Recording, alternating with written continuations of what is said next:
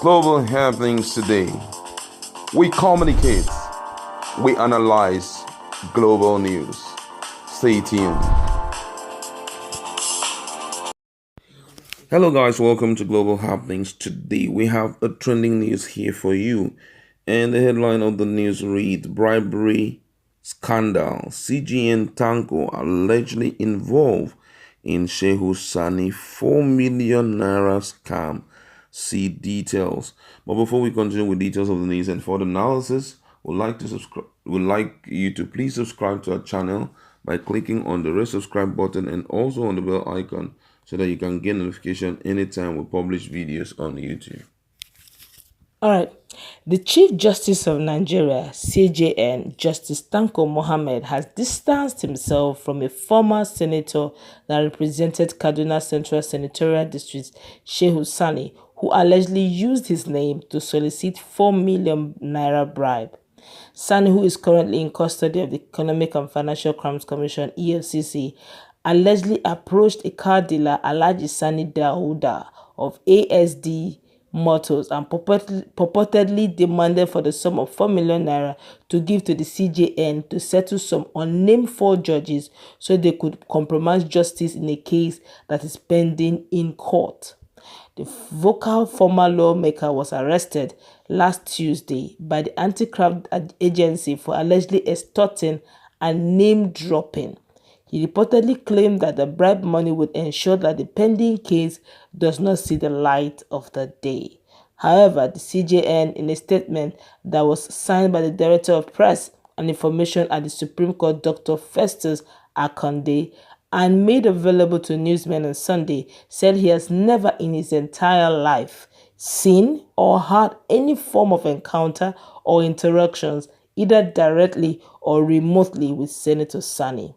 The CJN vowed to take appropriate legal steps should ongoing investigations confirm that the ex-lawmaker indeed attempted to use his name to collect money from the said car dealer.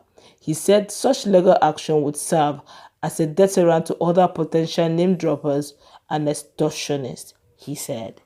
All right, thank you very much. This is quite a serious case here for Senator Shehu Sani. Don't forget that fairly recently he has been named the Blogger of the Year 2019 because of the rate of number of times he blogs on, mostly on the social media, mostly on Instagram and Twitter, and a lot of fracas between him and the current governor of Kaduna State. They have been exchanging words overly on the social media, and I think that right now he is already in a very serious situation. Don't forget that he's not a friend of the current administration. And don't also forget that there had been a lot of strong messages that he has been saying, putting through to the current leadership. And I think that right now, everything that is required to breaking his arm will be included. And I just want to read some of the response of some persons. And this one said, this look more like a developing story. There's more in it than now. We await the truth and unveiling of characters. Another person say here, we are yet to receive the news in detail. This could be a false headline as usual or media trial which one may be name dropping or collecting. Just for real. Another person say, accept it or not, your exalted position will always entice criminals to use it for crime perpetration.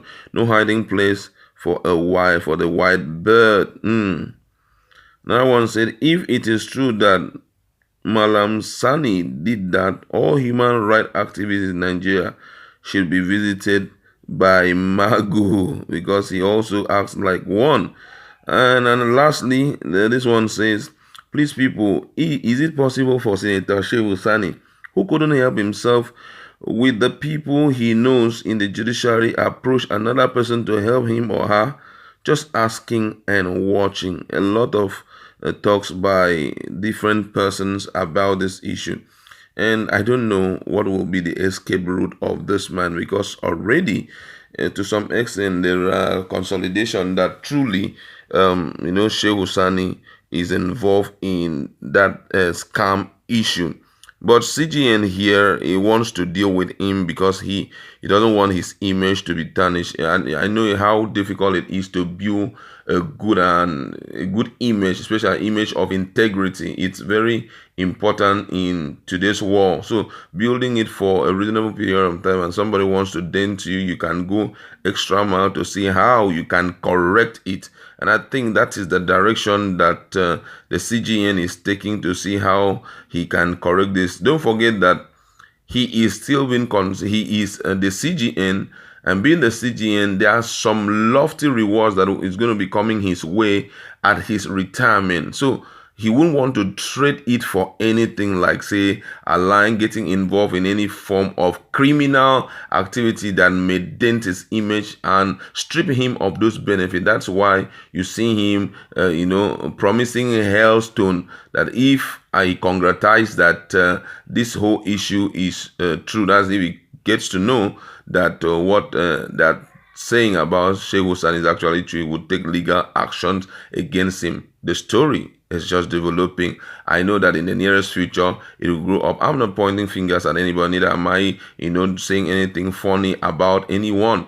But I have learned to be quiet over this issue, just to wait to see, how it keeps unfolding. Don't forget that in the just aborted bank robbery in Abuja, the bank guy who was involved in it, at first interview, he told Nigerians that he was being coerced into it, that he was being forced to get involved in it. That's about that one anus of a guy forced him to get involved in that. And before we know, Enes was arrested, and the young man said, "Oh, sorry, actually, I wasn't forced. It was actually, I was thinking about it. I had to, because I saw Enes with tattoo on his body, and I knew that he was good enough to do that deal for me. I was looking for a way to take home some huge amount from the ATM gallery, in First Bank and all of that." So most of the time, developing news like this, just be quiet. It's a matter of time. Things will begin to unfold. You will be hearing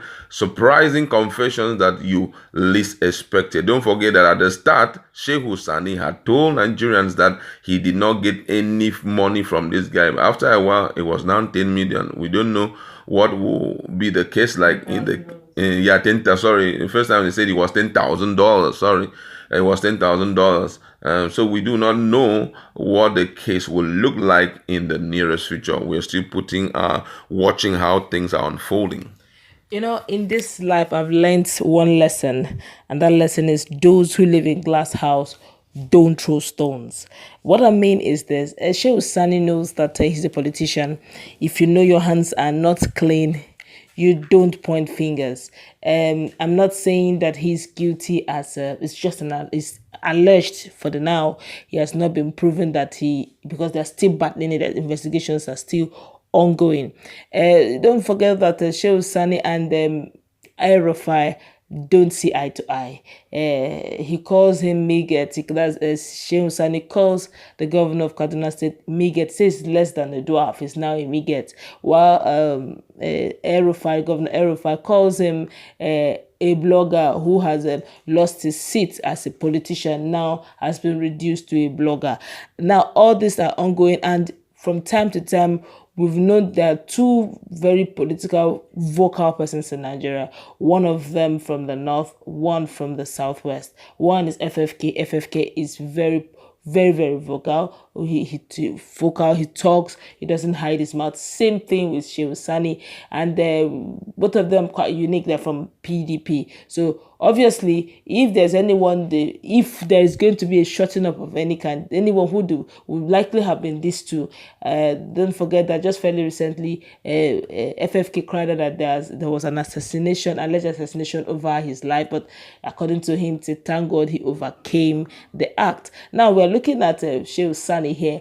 If indeed he knew he's going to be into this, because that word in parentheses, he shouldn't have dented his hands, knowing fully well that in this state where he is in, all eyes will be on him, looking for any loophole to bring him down. And if truly this, maybe I'm sure this, if he actually did it, maybe he has done it some years back, or maybe some months back he has forgotten about it. But if indeed he did this, if he did, this was done by him, carried out by him, he's in for a very big trouble, I tell you, because the truth of the matter is he's not even friends with the ruling party, and the powers that be that would have rescued him are not even in good terms with him. El-Rufai, the son of El-Rufai, before he took down his tweet, he said, in his tweet that he was trained to destroy, and he has called out Senator Shehu Sani and called him the best blogger of 2019 of the year, which means that they have no intention of rescuing him, even though they are from the same